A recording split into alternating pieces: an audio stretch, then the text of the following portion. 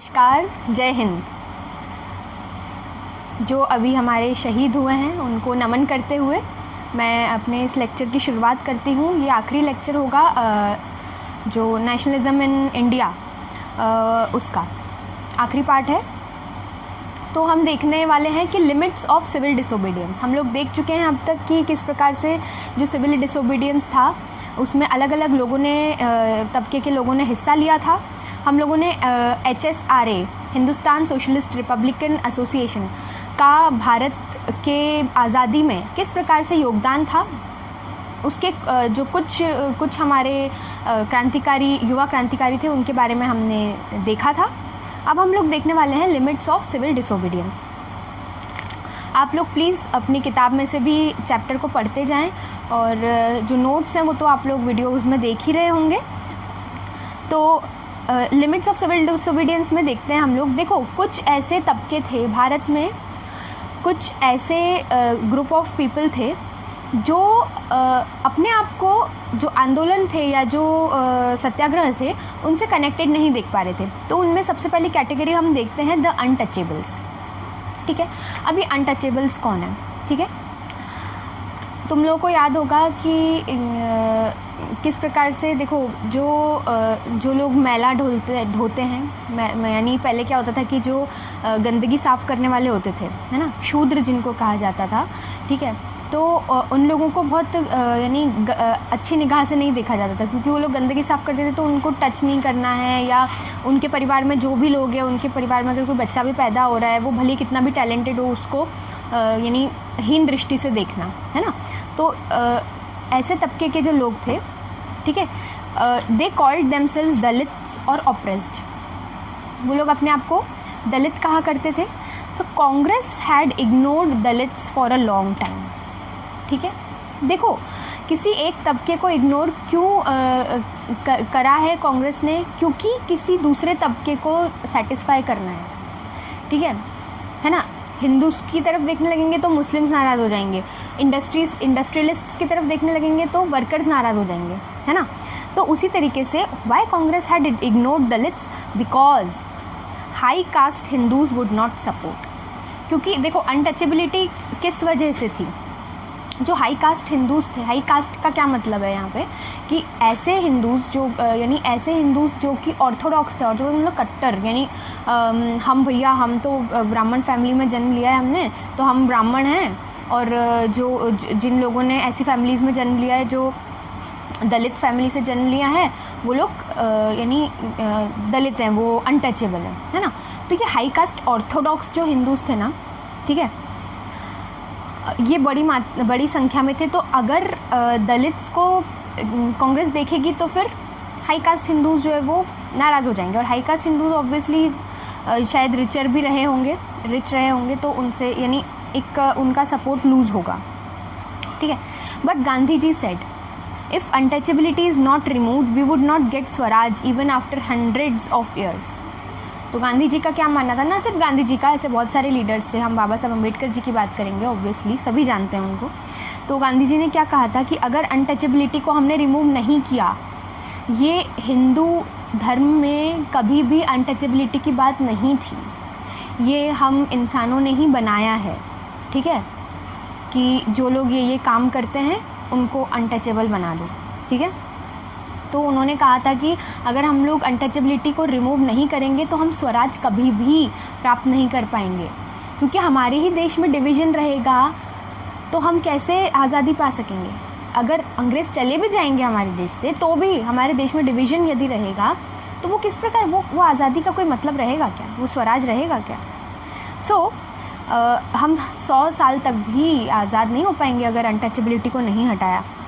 So he called them, जो दलित थे उन्हें हरिजन कहा गया। ठीक है, हरिजन यानी कि हरि मतलब कि भगवान विष्णु को हरि यानी कहा जाता है, या कृष्ण। ठीक है, तो भगवान के लोग यानी एक तरीके से हम सभी लोग जो हैं वो भगवान की संतानें हैं, है ना। सो दे आर ऑल्सो हरिजन, है ना। So he did satyagraha for them, है ना। उन्हें उनके लिए सत्याग्रह किए गांधी जी ने, है ना। उन्हें किस लिए सत्याग्रह किए?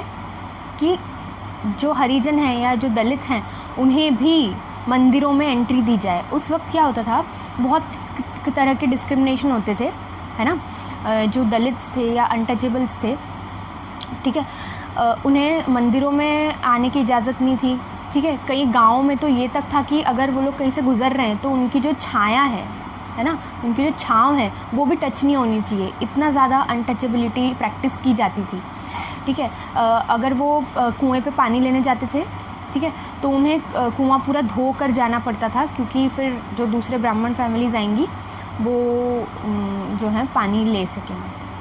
इसका मतलब ये नहीं है कि पूरे देश भर में ये प्रैक्टिस किया जाता था, मतलब बड़ी संख्या में इसे प्रैक्टिस किया जाता था, लेकिन इसका मतलब ये नहीं है कि सारे ही ब्राह्मण्स ऐसे थे, ठीक है। तो कई बार यानी स्कूल्स भी नहीं जाने दिया जाता था इन्हें। बहुत तरीके के डिस्क्रिमिनेशन और बहुत तरीके की इनके साथ जो है गलत व्यवहार किया जाता था, ठीक है। क्योंकि दलित्स कौन थे, वो लोग थे जो यानी अनटचेबल किसे माना जाता था, जो लोग गंदगी साफ़ करते थे, मेनली उन लोगों को। यानी उस वक्त क्या था ना, टॉयलेट्स जो होते थे उसमें मतलब जैसा अभी है ना सिस्टम, वैसा नहीं था। पहले टॉयलेट्स में ऐसे डब्बा लगा रहता था, उसमें मैला जो होता था उसे उठाकर और सर पे रख के फेंक कर आना पड़ता था एक जगह पे, डंपिंग ग्राउंड पे।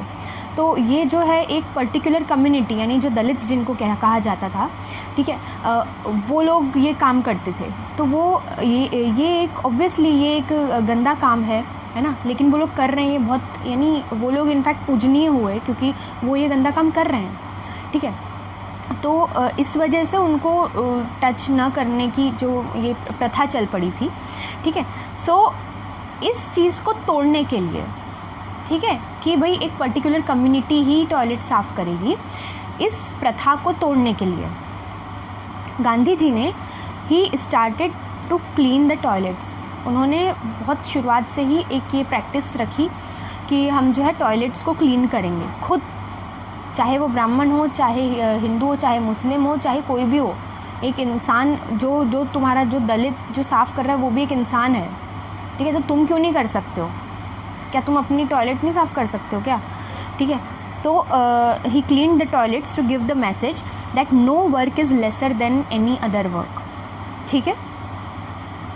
सो he prayed to the high castes to give up the sin of untouchability. Sin मतलब कि पाप, ठीक है। तो अनटचेबिलिटी का पाप आप लोग मत करो, ठीक है। उन्होंने हाई कास्ट से ये अपील की, ठीक है। और टॉयलेट साफ़ करते थे वो, उनका जो आश्रम था साबरमती का आश्रम, वहाँ पे कंपलसरी था for all everyone to clean the toilets, ठीक है, one by one. So they were not active in the movements. तो ये जो दलित थे वो बहुत बड़ी नंबर्स में थे, है ना।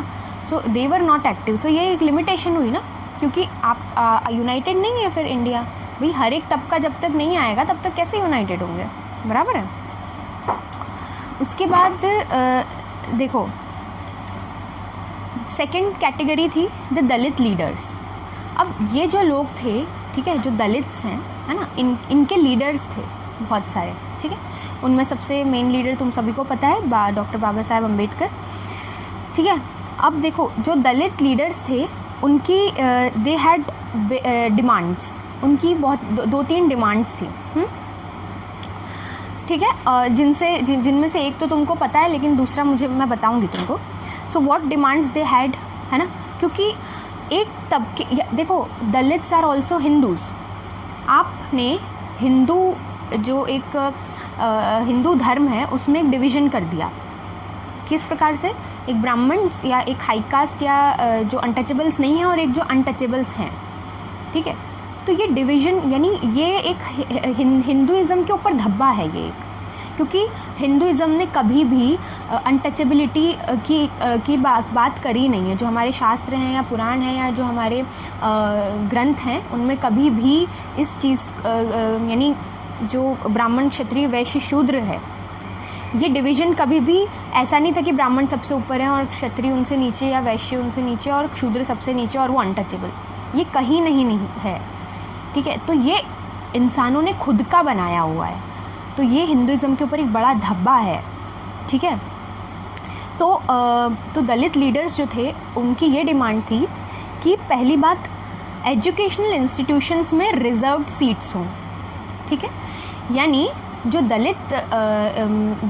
दलित्स के बच्चे होंगे, इस कम्युनिटी के जो बच्चे होंगे, उनको एजुकेशनल इंस्टीट्यूट्स में रिजर्व्ड सीट्स मिले, जो कि अभी तुम देखते होगे, ठीक है, कि जो शेड्यूल्ड ट्राइब्स या शेड्यूल्ड कास्ट SC ST के जो बच्चे हैं, ठीक है, उन लोगों के लिए 30% या जितना भी परसेंट जो है गवर्नमेंट एजुकेशनल इंस्टीट्यूशंस में रिजर्वेशन रहता है ना, रिजर्वेशन रहता है ना, कि भाई IIT के एग्ज़ाम है तो उसमें जो कट ऑफ रहेगा वो भी इनके लिए कम रहेगा, दैट इज़ रिजर्वेशन, है ना, ताकि वो आसानी से पहुंच सके वहाँ तक, ठीक है। क्यों? क्योंकि वो बहुत सालों से जो है उनको पिछड़ा हुआ रखा गया है ना, समाज के अंदर उनको पिछड़ा हुआ बना के रखा गया, इसलिए उनको आगे लाने के लिए हमें इस तरीके की सुविधा देनी पड़ती है, ठीक है। सो पहला उनका डिमांड था reserved seats in educational institutions. दूसरा क्या डिमांड था? Separate electorate to choose Dalit members for legislative councils. Now please pay attention to this, separate electorate to choose Dalit members for legislative councils. देखो इसका मैं तुमको एग्जाम्पल दे दूँ, इसका क्या मतलब है, सेपरेट इलेक्टोरेट मतलब क्या है। देखो अभी जैसे संसद है हमारी, ठीक है, तो संसद में कैसे चुन के आते हैं, जो मेंबर ऑफ पार्लियामेंट है, MP जो है, वो कैसे चुन के आता है। देखो हम वोट देते हैं, है ना, मान लो कि तुम्हारा जो एरिया है वहाँ से 3 लोग खड़े हुए, है ना, इलेक्शन के लिए, ठीक है। अब तुम उन तीनों में से किसी एक को वोट दोगे, बराबर, तुम किसी को भी दे सकते हो ना। ऐसा है कि तुम एक हिंदू हो तो ये हिंदू को ही दे सकते हो, मुस्लिम हो तो मुस्लिम को ही दे सकते हो, ऐसा है क्या? नहीं, ऐसा नहीं है, तीनों में से तुम किसी को भी दे सकते हो, बराबर है, ठीक है। तो तुम्हारे एरिया में, ठीक है, सबसे ज़्यादा वोट्स जिसको मिलेंगे वो मेंबर ऑफ पार्लियामेंट तुम्हारे एरिया से बन जाएगा, ठीक है, और वो पार्लियामेंट के अंदर चला जाएगा। बात समझ में आ रही है? ये नॉर्मल प्रोसीजर होता है इलेक्शन का, सही है। सेपरेट इलेक्टोरेट में क्या होता है कि मान लो कि तुम्हारे एरिया में जो है एक पर्टिकुलर कम्युनिटी के लोग ज़्यादा रहते हैं, मान लो कि तुम्हारे एरिया में दलित्स ज़्यादा रहते हैं, ठीक है, तो तुम्हारे एरिया में केवल दलित जो हैं वो ही इलेक्शन के लिए खड़े हो सकते हैं, ठीक है। यानी कि मान लो कि तुम दलित हो, ठीक है, तो तुम खड़े हो सकते हो, लेकिन अगर तुम दलित नहीं हो तो तुम इलेक्शन के लिए खड़े नहीं हो सकते तुम्हारे एरिया से, क्योंकि तुम्हारे एरिया में दलित जो है वो मेजॉरिटी है। बात समझ में आ रही है? और वो जो दलित लीडर खड़ा होगा उसको वोट भी एक दलित व्यक्ति ही दे सकता है। यानी अगर एक दलित व्यक्ति तुम्हारे एरिया से खड़ा हुआ और मैं हिंदू हूँ तो मैं वोट नहीं दे सकती उसको, ठीक है। यानी एक टोटल डिवीज़न, ठीक है, कि तुम्हारे एरिया में, ठीक है, अगर वो एरिया दलित यानी ज़्यादा दलित्स हैं उसमें, तो only Dalits can stand in elections, can contest elections, है ना, and only Dalit people can vote the Dalit leaders, okay. So similarly यानी मुस्लिम्स ने भी सेपरेट इलेक्टोरेट की मांग की थी कि जहाँ पे मुस्लिम ज़्यादा रहते हैं वहाँ पे केवल मुस्लिम लीडर्स ही खड़े हों इलेक्शन में, और जो है केवल मुस्लिम्स उनको वोट दें। This is very big division, ठीक है। तो अभी हम आगे देखते हैं कि क्या होता है सेपरेट इलेक्टोरेट। आई होप समझ में आ गया होगा। So they wanted this political empowerment to uplift themselves, ठीक है। यानी कि भैया हमें देखो एजुकेशनली हमें एम्पावर होना है। कोई व्यक्ति जो है वो समाज में कब एक अच्छी यानी एक सम्मानजनक पोजीशन कब पा पाता है? पहली बात तो वो एजुकेशनली जो है वो एम्पावर हो, ठीक है, उसको एजुकेशन मिले अच्छी, और एक तरीका ये है कि पॉलिटिकली उनको एम्पावरमेंट मिले। पॉलिटिकली कैसे? सेपरेट इलेक्टोरेट, ठीक है, सेपरेट इलेक्टोरेट हो तो हम यानी हम एक अलग से अपना रिप्रेजेंटेशन, क्योंकि मान लो कि हर जगह मान लो कि एक ऐसी जगह है जहाँ पे हिंदू यानी बड़ी संख्या में, जहाँ दलित ज़्यादा नहीं है, वहाँ पे से अगर दलित लीडर खड़ा होगा तो हिंदूज तो वोट ही नहीं करेंगे, यानी इस तरीके से, समझ रहे हो, ठीक है। तो ये हो सकता है, तो इसलिए उन लोगों ने अपनी सेपरेट इलेक्टोरेट की मांग की कि भैया हमारा अलग ही रखो, है ना। तो so they were strongly organised in Maharashtra region obviously because of Baba Saheb Ambedkar. ठीक है, अब देखो डॉक्टर बी आर अम्बेडकर की बात करते हैं। So doctor B R Ambedkar को सभी जानते हैं। जो 300 लोग कॉन्स्टिट्यूएंट असेंबली, जब कॉन्स्टिट्यूशन बन रहा था तो जो 300 लोगों ने मिलकर जो कॉन्स्टिट्यूशन बनाया था उनको लीड किया था डॉक्टर बी आर अम्बेडकर ने, है ना, हम सभी जानते हैं। So he founded the depressed class association, है ना, इन 1930। तो 1930 में इन्होंने डिप्रेस्ड क्लास एसोसिएशन बनाया था। डिप्रेस्ड क्लास मतलब वही दलित्स, है ना, या अनटचेबल्स, जिन्हें डिप्रेस किया जाता है, ठीक है, जो कि जो है प्रताड़ित हैं या जिनके साथ अत्याचार होता है on the basis of caste. ठीक है, he had conflict with Gandhi ji at second round table conference on the demand of separate electorate. जब सेकेंड राउंड टेबल कॉन्फ्रेंस हुई थी ना, तो डॉक्टर बी आर अम्बेडकर ने कहा था कि आप अंग्रेज़ों के सामने ये डिमांड रखो कि दलित्स जो हैं उनके लिए एक सेपरेट इलेक्टोरेट हो। ठीक है, यानी कि देश के अंदर जहाँ पे भी दलित ज़्यादा नंबर्स में रहते हैं वहाँ पे केवल दलित लीडर्स जो है वो कॉन्टेस्ट करें इलेक्शंस, और केवल दलित लोग ही उन्हें वोट करें। ठीक है, the others can not vote the Dalit leaders. ठीक है, तो कॉन्फ्लिक्ट हो गया था। उन्होंने डिमांड की कि भैया आप ऐसी, यानी मैं चाहता हूँ कि सेपरेट इलेक्टोरेट हो दलित्स के लिए। तो गांधी जी इस डिमांड को बिल्कुल भी नहीं मानने को तैयार थे। ठीक है, तो separate electorate was accepted by the government in round table conference. ठीक है, तो देखो यार, ये एक डिवाइड करने वाली बात हो गई। ठीक है, कि Dalits only can vote for Dalits, Hindus only can vote for Hindus, है ना, या Muslims only can vote for Muslims. ये तो पूरा, यानी ये तो डिवीज़न हुआ ना, और जहाँ डिवीज़न की बात आई वहाँ पे अंग्रेज़ राज़ी हो जाएंगे ना, समझ रहे हो।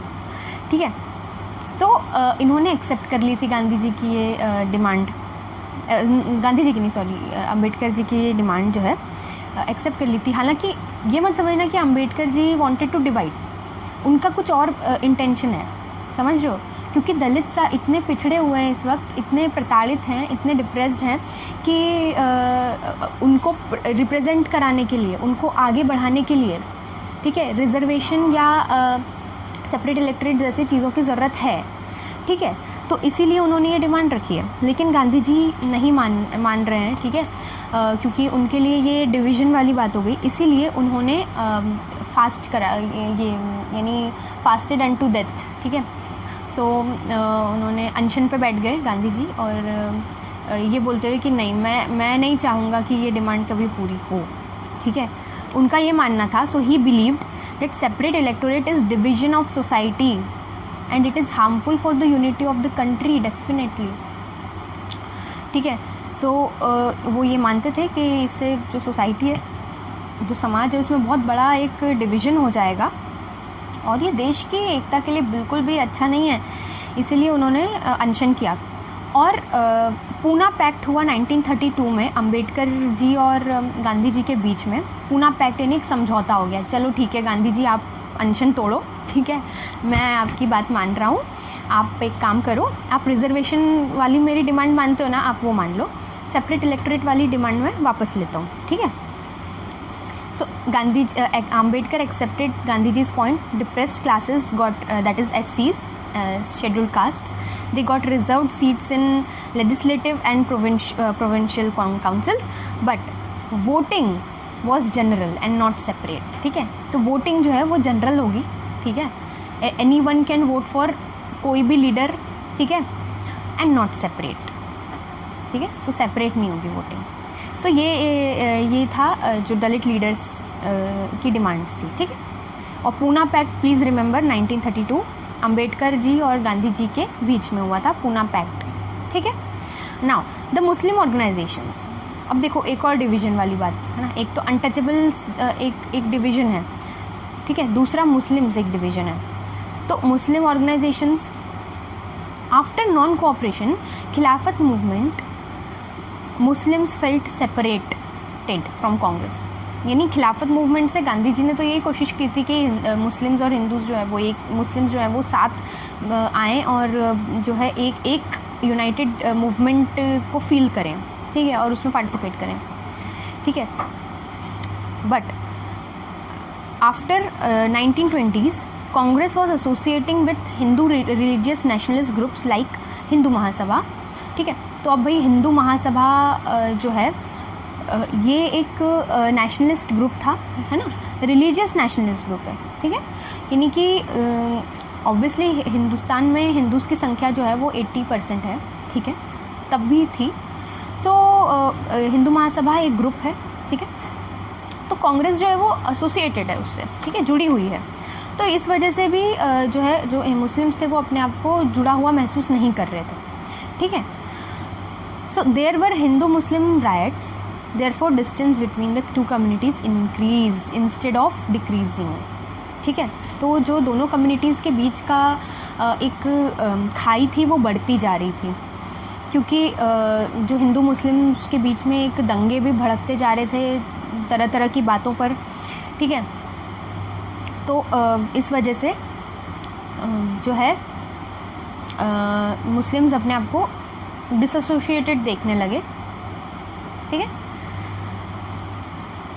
Earlier Mohammad Ali Jinnah, the leader of Muslim League, wanted separate electorate for Muslims, ठीक है। मैंने तुमको सेपरेट इलेक्टोरेट बता दिया है, ठीक है।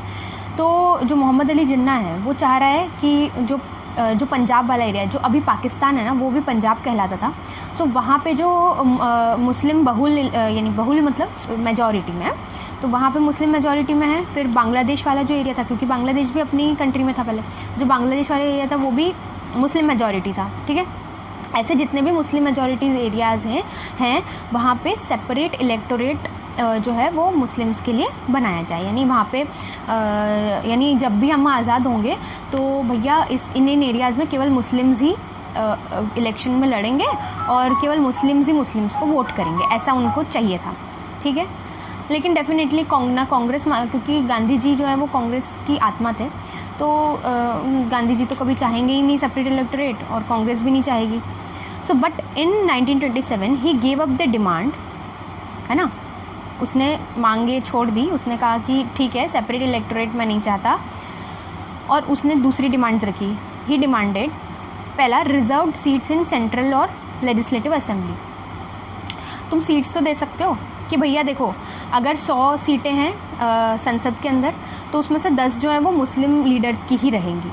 फिर वो मुस्लिम लीडर कैसे भी इलेक्ट होके आए, जनरल इलेक्शन से ही इलेक्ट होके आएगा, लेकिन 10 जो है वो रिजर्व रहेगी। जैसे आजकल जो रिजर्वेशन सिस्टम है ना, सेम वैसे ही, ठीक है, कि भाई 100 सीटें हैं एक कॉलेज में, ठीक है, तो उसमें 10 सीटें जो है वो केवल ST SCs के लिए रहेगी, है ना, जिसमें वो यानी कम कट ऑफ से भी आ सकते हैं, ठीक है। और दूसरी क्या डिमांड रखी इसने, representation in proportion to population, ठीक है। So representation in proportion to population in Muslim dominated areas, जैसे कि मैंने बताया पंजाब और बंगाल, ठीक है। तो ये तो वही बात हो गई ना, मुस्लिम एरियाज से मुस्लिम लीडर्स इलेक्ट होकर आए, ठीक है। So the second demand was opposed by M.R. Jayakar of Hindu Mahasabha, and so the hope of resolving the Hindu Muslim issue was over. So यहाँ पे हिंदू महासभा के जो M.R. जयकर हैं वो अपोज कर रहे हैं इस डिमांड को, इसलिए नहीं कि वो हिंदू महासभा के हैं और वो मुस्लिम्स के अपोज में, ठीक है, बिकॉज दिस डिमांड वॉज यानी वो डिवाइड करने वाली एक डिमांड हो गई है, ठीक है। तो इसलिए इस डिमांड को माना नहीं गया, और जो रिज़ॉल्व करने का होप था वो ओवर हो गया, है ना। और ये बात भी है कि जो है दोनों पक्ष जो हैं ना, मुस्लिम लीग की जो डिमांड्स हैं वो कांग्रेस नहीं मान रही है, और कांग्रेस जो कर रही है उससे मुस्लिम लीग संतुष्ट नहीं है। तो इस वजह से जो है ये एक डिवाइड होता गया, खाई बढ़ती गई, और आखिरी में तुमको पता ही है कि क्या हुआ, है ना, पाकिस्तान फॉर्म हुआ। और कुछ लोगों की स्वार्थ के कारण, है ना, खैर आखिरी पॉइंट है, no participation in civil disobedience. So Muslims could not respond to the movement as a united struggle because of the above reasons. लेकिन इसका मतलब ये नहीं है कि मुस्लिम लीडर जो है वो लड़ ही नहीं रहे हैं। जब हमने युवा क्रांतिकारियों में देखा था वहाँ पर इस प्रकार का कोई भेद नहीं है या इस प्रकार से कोई डिमांड्स नहीं है, ठीक है। Muslim leaders saw Muslims as a minority in the country, ठीक है। तो देखो, जो मोहम्मद अली जिन्ना था ना, उसने अपने आप को यानी ऐसा प्रोजेक्ट किया सबके सामने, मुस्लिम्स के सामने, कि मैं जो है वो करता धरता हूँ भैया मुस्लिम्स का, मैं मतलब मैं लीडर हूँ बस, ठीक है। Congress is not leading Muslims, जबकि ऐसा नहीं था। कांग्रेस में बहुत सारे मुस्लिम लीडर्स थे। सो जिन्ना वो अपने आप को एक एकाधिकार मान बैठा मुस्लिम्स के ऊपर, ठीक है। और उसने ये महसूस करवाया मुस्लिम्स को कि भैया हम लोग जो है यहाँ पे माइनॉरिटी हैं, ठीक है, और हम जो हैं, हमारी कोई आइडेंटिटी नहीं रह जाएगी अगर हम लोग अलग देश नहीं बनाते हैं। तो इस देश में कांग्रेस की ही चलती रहेगी, और कांग्रेस की ही चलेगी तो जो है यानी हिंदूज़ की ही चलती रहेगी, ठीक है। और हिंदूज़ की चलेगी तो हमको ये लोग बिल्कुल दरकिनार कर देंगे, ठीक है। So they feared that their culture and their identity will disappear under the dominant Hindu majority, ठीक है। तो ये है, जबकि पूरी दुनिया जानती है कि Muslims are safe and happy. जो सबसे सेफ और सबसे खुश हैं वो हिंदुस्तान में ही हैं, ठीक है। तो खैर, उसकी इस बेवकूफ़ी के कारण जिन्ना ने जो इस तरीके से सोचा, और बहुत सारी कोशिशें हुई थी उस वक्त कि इस चीज़ को टाला जा सके, एक समझौते पे पहुंचा जा सके, लेकिन नहीं हुआ और भारत जो है वो विभाजित हो गया। तो यहाँ पे ये टॉपिक ख़त्म होता है कि सिविल डिसोबीडियंस के क्या लिमिटेशंस थे।